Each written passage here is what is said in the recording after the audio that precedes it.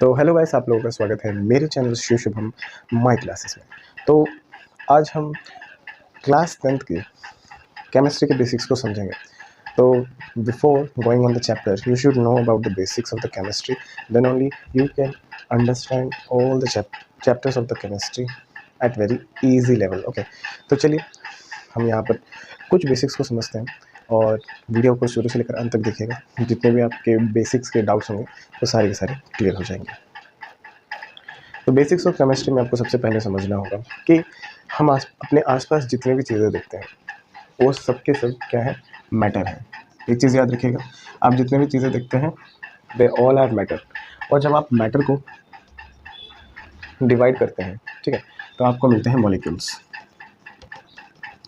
अब यहाँ पे जो मॉलिक्यूल्स हैं, फॉर एग्जांपल आपको थोड़ा समझने में दिक्कत होगा। फॉर एग्जांपल आप अपने पास में वाटर को देखें, तो वाटर को जैसे ही डिवाइड करेंगे तो उसके आपको मॉलिक्यूल्स मिलेंगे H2O। अब यहाँ पे मॉलिक्यूल्स जो हैं वो आपके एलिमेंट से मिलके बनते हैं, ठीक है।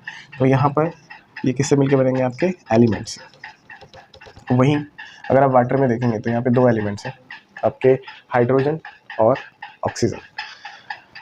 अब जैसे ही एलिमेंट को आप डिवाइड करने की कोशिश करेंगे, यानी कि उसके और छोटे भाग को देखने की कोशिश करेंगे, then you will get atoms, ठीक है। अब यहाँ पर भी आप देख सकते हैं एक हाइड्रोजन का एटम है और एक ऑक्सीजन का एटम है। अब जब एटम को जब हमने डिवाइड किया तो हमें दो चीज़ दिखाई देगा। एक दिखाई देगा आपको न्यूक्लियस और उसके चारों तरफ घूमते हुए दिखाई देंगे इलेक्ट्रॉन्स। कुछ दिखने में इस तरीके से दिखता है, ये होता है न्यूक्लियस और न्यूक्लियस के अंदर होते हैं प्रोटॉन्स और एंड न्यूट्रॉन्स और इसके चारों तरफ होते हैं शेल्स, इन्हें कहा जाता है शेल्स। और इसी में इलेक्ट्रॉन्स आपके क्या करते रहते हैं, रिवॉल्व होते रहते हैं इस न्यूक्लियस के चारों तरफ। अब यहाँ पर रियलिटी में अगर पिक्चर देखे जाए तो कुछ इस तरीके से दिखाई देता है, बट आपके 10th लेवल तक या 9th लेवल तक आपको ऐसे ही समझना है कि ये आपके प्लैनेट्स के अरेंजमेंट जैसे दिखाई देता है, सोलर सिस्टम जिस तरीके से अरेंज है उस तरीके से दिखाई देता है, ठीक है। बट एक्चुअली में ऐसा नहीं होता। आपको एक ब्रॉडर सेंस देने के लिए, ठीक है, यहाँ पर क्या है, इस तरीके का पिक्चर बनाया जा रहा है जहाँ पर दिखाया जा रहा है कि बीच में न्यूक्लियस होता है, न्यूक्लियस के अंदर दो चीज़ें होती हैं, प्रोटॉन्स एंड न्यूट्रॉन्स, और इसके चारों तरफ होते हैं शेल और उन सेल्स में रिवॉल्व करते रहते हैं कौन, आपके इलेक्ट्रॉन्स। अब यहाँ पे देखिए एटम को हमने थोड़ा दो चीज़ें दिखा दी है, न्यूक्लियस और इलेक्ट्रॉन्स के चारों तरफ घूमते हुए। अब हम जब न्यूक्लियस को डिवाइड करेंगे तो हमें दो चीज़ें मिलेगा, एक मिलेगा हमें प्रोटॉन्स और एक मिलेगा हमें न्यूट्रॉन्स। अब प्रोटॉन्स को हम दिखाते हैं P+ से, न्यूट्रॉन्स को दिखाते हैं N0 से। इसे नॉट कह सकते हैं और ज़ीरो भी बोल सकते हैं। अब ये जो N0 है ये हमें ये दर्शाता है कि आपके न्यूट्रॉन के ऊपर कोई भी चार्ज नहीं होते। तो एक चीज़ याद रखिएगा, न्यूट्रॉन के ऊपर कोई भी चार्ज नहीं होता है। प्रोटॉन के ऊपर पॉजिटिव चार्ज होता है, इलेक्ट्रॉन के ऊपर नेगेटिव चार्ज होता है। इलेक्ट्रॉन को किस तरीके से दिखाते हैं, देखिए ये है आपका इलेक्ट्रॉन। आई होप कि आपको इतना पार्ट क्लियर हो गया होगा कि मैटर को जो हम डिवाइड करेंगे, मॉलिक्यूल को, एलिमेंट को, एटम को डिवाइड करें तो ultimately we are getting what, protons, neutron and electrons. हम इसके साथ डील करेंगे। There are many other things which are found as a sub atomic particles inside the atom, but mainly we will consider this three as a fundamental sub atomic particle of the atom. तो अब हम आगे बढ़ते हैं, किस किस का क्या क्या इंपॉर्टेंस है हम जानेंगे। तो देखिए यहाँ पर जो प्रोटॉन्स हैं, एक चीज़ याद रखिएगा, आपके टोटल नंबर ऑफ जो प्रोटॉन्स होते हैं इसी को हम लोग कहते हैं एटॉमिक नंबर। क्या बोला जाता है, एटॉमिक नंबर। फॉर एग्जांपल आप जैसे देखते होंगे कि कार्बन का होता है 6, ठीक है, तो ये 6 क्या है, इसका एटॉमिक नंबर है, ठीक है। और ये एटॉमिक नंबर किसको प्रेजेंट कर रहा है, आपके टोटल नंबर ऑफ प्रोटॉन्स को। जितने आपके प्रोटॉन्स होते हैं न्यूक्लियस के अंदर उसी को कहा जाता है उसका एटॉमिक नंबर, किसी भी एलिमेंट का, याद रखिएगा, ठीक है। फॉर एग्जाम्पल अगर आपसे पूछा जाए कैल्शियम का, तो कैल्शियम का होता है एटॉमिक नंबर 20। कोई पूछ लेगा कि इसके अंदर कितने प्रोटॉन्स हैं, तो आप आराम से बता दीजिएगा जो एटॉमिक नंबर होता है वो ही नंबर ऑफ प्रोटॉन्स होता है। तो आई होप कि आपको क्लियर हो गया होगा कि एटॉमिक नंबर किसे कहते हैं। Atomic number is the total number of protons. Is it clear to you? अच्छा, एक चीज़ याद रखिएगा, एटम जो होता है आपका वो हमेशा इलेक्ट्रिकली न्यूट्रल होता है, इलेक्ट्रिकली न्यूट्रल होता है। इसका मतलब ना एटम के ऊपर प्लस चार्ज होता है और ना ही माइनस चार्ज होता है, एक स्टेबल फॉर्म में, ठीक है। वी आर नॉट कंसिडरिंग कि यहाँ पर इलेक्ट्रॉन बाहर गया है या अंदर आया है, हम कटायन अनायन की बात ही नहीं कर रहे हैं। यहाँ पर हम नॉर्मली एक एटम की बात कर रहे हैं, ठीक है, जो एग्जिस्ट कर रहा है आपके नेचर में। तो जब भी नेचर में आपका एटम एग्जिस्ट करेगा तो it will be electrically neutral, तभी वो स्टेबल कहलाएगा। इलेक्ट्रिकली न्यूट्रल का मतलब क्या होता है, जितने नंबर ऑफ प्रोटॉन्स होंगे इज इक्वल टू उतने ही नंबर ऑफ इलेक्ट्रॉन्स होंगे, यानी कि जितने प्लस के चार्ज हैं उतने ही माइनस के चार्ज होंगे, तभी then you can consider that electrically neutral. तो न्यूट्रल कब बोलेंगे, जितने पॉजिटिव चार्ज उतने ही आपके नेगेटिव चार्ज होने चाहिए। तो इससे क्या हो जाएगा, वो एक दूसरे के इफेक्ट को कैंसिल आउट कर लेंगे। तो is it clear to you? अब देखिए आगे। अब यहाँ पर हमने ये क्यों सीखा, हर एक चीज़ का कुछ ना कुछ लॉजिक होता है, ठीक है, आगे के स्टेप में बढ़ने के लिए। तो हम यहाँ पर उसी एक एक स्टेप बाय स्टेप अगर सीख के चलते जाएंगे बेसिक्स को, तो हमें आगे इजी होगा चैप्टर को और भी सही तरीके से समझने के लिए। और समझ लीजिए, इससे आपका पेस भी बढ़ जाएगा चीज़ों को समझने का। तो basics are the most important. जब आप किसी भी चैप्टर को स्टार्ट करते हैं तो बेसिक्स आपको याद होने ही चाहिए, ठीक है। अब यहाँ पे देखो, तो एटॉमिक नंबर आप जानिए कि टोटल नंबर ऑफ प्रोटॉन्स को एटॉमिक नंबर कहा जाता है। कोई भी एलिमेंट हम उठाते हैं तो उसका जो एटॉमिक नंबर बोलते हैं, जैसे 20, जैसे कैल्शियम का 20 होता है, तो इसका मतलब क्या है, इसके अंदर टोटल प्रोटॉन्स है 20, तो वही उसका एटॉमिक नंबर कहलाता है। अब मैंने क्या बताया आपको कि एटम्स जो हैं वो जनरली क्या होते हैं, इलेक्ट्रिकली न्यूट्रल होते हैं। इलेक्ट्रिकली न्यूट्रल माने ना उसमें प्लस चार्ज होता है ना उसमें माइनस चार्ज होता है, तो जो नेट चार्ज होता है वो जीरो होता है। कैसे, क्योंकि इसमें जितने प्रोटॉन्स होते हैं उतने ही इलेक्ट्रॉन्स होते हैं। तो ऐसी कंडीशन को क्या बोला जाता है, इलेक्ट्रिकली न्यूट्रल कहा जाता है, जिसमें नेट चार्ज जीरो होता है। अब यहाँ पर न्यूट्रॉन का क्या काम है, देखिए एटम के अंदर जो न्यूट्रॉन होता है, इसी के अंदर एटम का क्या पाया जाता है, होल वेट, यानी जितना भी उसका मास होता है, ठीक है, या जो भार होता है वो किसके अंदर पाया जाता है, आपके न्यूक्लियस के अंदर, सॉरी न्यूट्रॉन के अंदर। न्यूक्लियस के अंदर जो न्यूट्रॉन है उसके अंदर जो एटम का जो मास है वो आपको किसके अंदर मिलेगा, न्यूट्रॉन के अंदर। इसी की वजह से आपका एटम थोड़ा सा भारी होता है, ठीक है। ये चीज़ आपको क्लियर हो गया। अब इन दोनों से हम लोग क्या निकालते हैं, एटॉमिक मास। क्या निकालेंगे, एटॉमिक मास। अब कुछ कोई पूछेगा एटॉमिक मास कैसे निकालते हैं, इट्स अ वेरी इजी। आपको सिंपली क्या कर देना है, number of protons plus number of neutrons, ठीक है।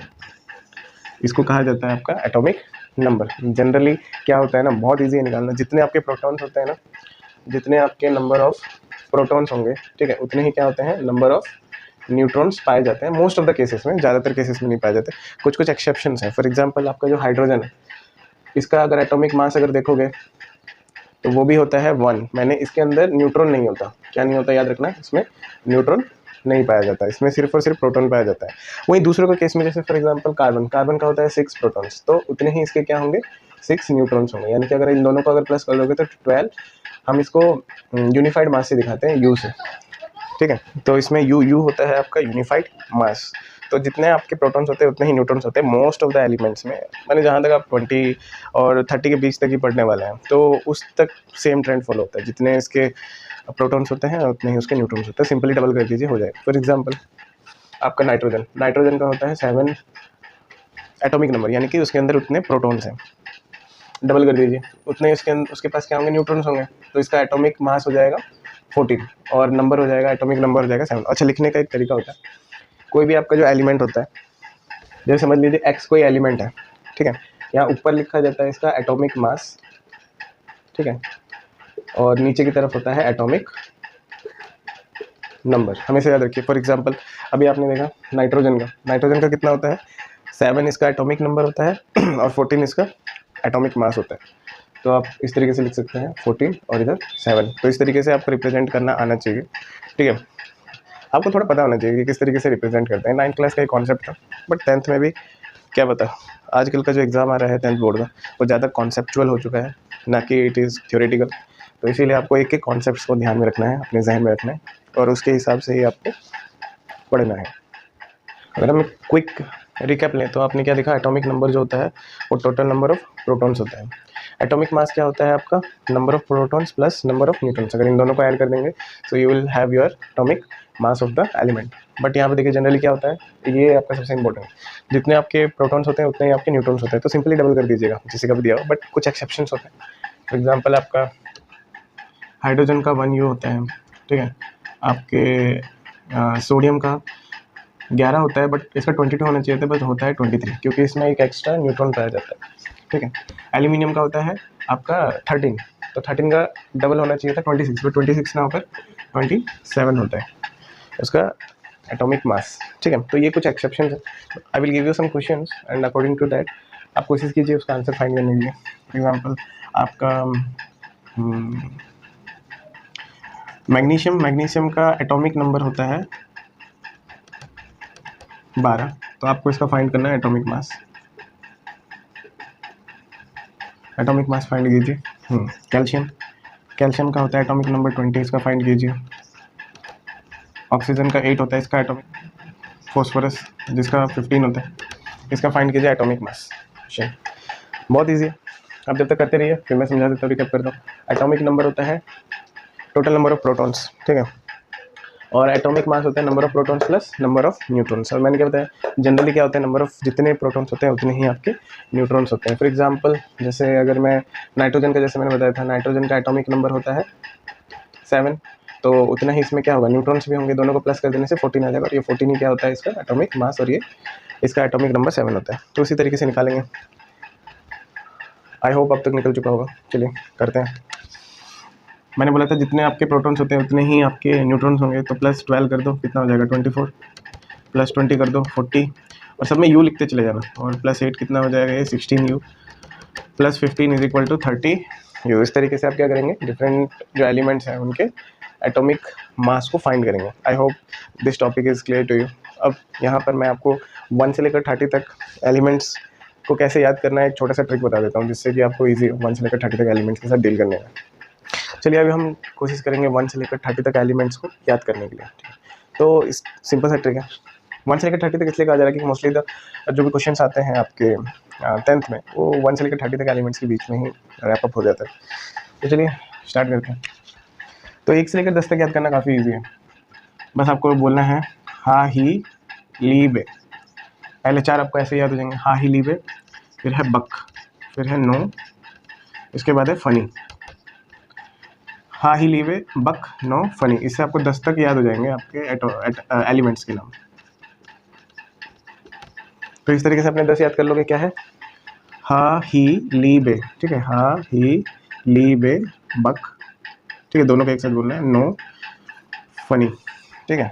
इस तरीके से 10 तक आप याद कर लेंगे। इसका नाम ईजी है, आप लोग सर्च कर सकते हैं, खुद ढूंढ के लिखिएगा। एच का मतलब हाइड्रोजन, एच का मतलब helium, lithium, beryllium, boron, carbon, nitrogen, oxygen, fluorine, neon. तो 10 तक इस तरीके से याद कर सकते हैं। बट इसको तो कहते हैं ना, एक याद करने का तरीका बना लो, हा ही ली बे, बक, नो, फनी। फॉर एग्जाम्पल आपको कोई 7th पूछ ले तो कैसे करोगे, हा ही ली बे, बक, बक, न, नो, ठीक है, ना ओ नो, तो ना से क्या है, नाइट्रोजन। इस तरीके से याद करोगे, ठीक है, बहुत ईजी है, मुश्किल कुछ नहीं है। इसके बाद है आपको 11 से लेकर 20 तक कैसे याद करोगे।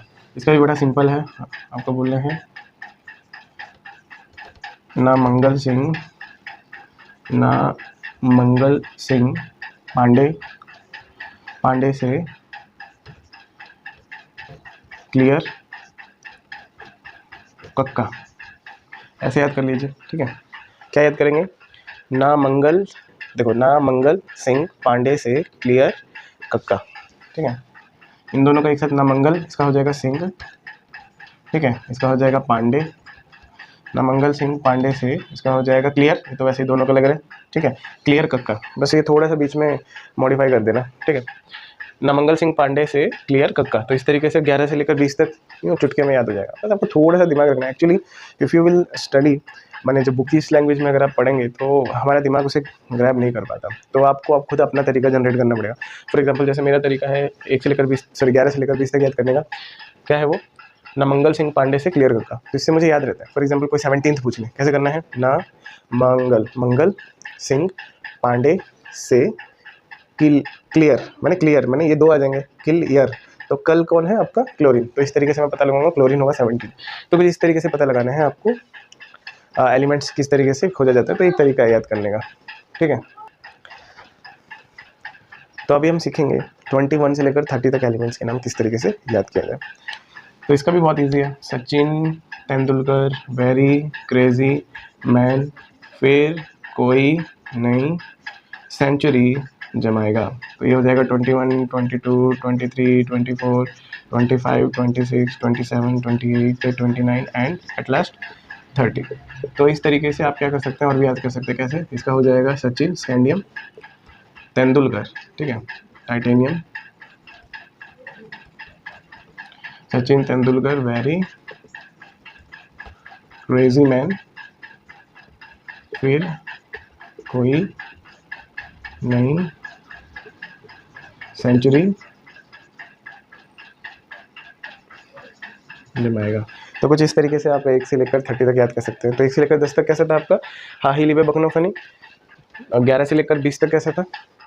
नमंगल सिंह पांडे से क्लियर कट का। और scandium, titanium, vanadium, chromium, magnesium, ferrous या आयरन, कोबाल्ट, निकल, कॉपर और लास्ट में है जिंक। इनको कैसे याद करोगे आप? Sachin Tendulkar very crazy man, फिर कोई नई century जमाएगा। So these are the short tricks which help you to remember this all things for long time. Okay, it will help you to keep this all things in your mind. ठीक है, तो चलिए आगे बढ़ते हैं हमारे next topic, जिसमें हम सीखेंगे वैलेंसी कैसे फाइंड करते हैं। और यहाँ पे ज़्यादातर बच्चों का थोड़ा डाउट रहता है, तो हम लोग थोड़ा एक मस्त तरीके से सीखेंगे। मैं आपकी कहानी सुनाऊंगा, उस कहानी के बेसिस पे बहुत ईजिली आप सीख पाएंगे। तो अभी हम सीखेंगे वैलेंसी फाइंड करना। तो उसके लिए आपको आना चाहिए ऑक्टेट रूल। आपको आना चाहिए ऑक्टेट रूल। ठीक है, ऑक्टेट रूल बहुत इजी है। इसको करने से पहले आपको एक नंबर याद रखना पड़ेगा, 2888। ठीक है, इस मैजिकल नंबर को याद रखना पड़ेगा, तभी आप 1 से लेकर 24 तक, ये जो है ये 24 तक अच्छे से काम कर लेते हैं। ठीक है, इसके बाद से जितने भी हैं आपके उसमें लगाना पड़ता है 2 8 18 8। ठीक है, 25 से लेकर 30 के बीच में 2 8 18 8 आपको ये फॉर्मूला याद रखना है। ठीक है, मैंने ये मैजिकल नंबर्स आपको याद रखना है। और उससे पहले मैंने 1 से लेकर 24 तक आपको याद रखना है 2888। ठीक है, एलिमेंट्स के अंदर गेन और लॉस होता है, याद रखिए। किसका लॉस होता है? इलेक्ट्रॉन्स का। या तो इलेक्ट्रॉन्स गेन होंगे या तो इलेक्ट्रॉन्स लॉस होंगे। अब इसके ऊपर आप थोड़ा सिंबल देखिए, माइनस का लगाएं। ठीक है, फॉर एग्जांपल एल्यूमिनियम में हम क्या देखते हैं कि टोटल नंबर ऑफ इलेक्ट्रॉन है 27। ठीक है, अगर एटॉमिक नंबर हम देखेंगे तो P+ होता है और ये इलेक्ट्रिकली न्यूट्रल है, तो 27 ही इलेक्ट्रॉन्स होंगे। अब आप क्या देखते हैं कि एल्यूमिनियम अगर हम करें, जो कि हमने किया भी था, इसका होता है 13, 2888। 2 गया, 8 गया, बचा 3।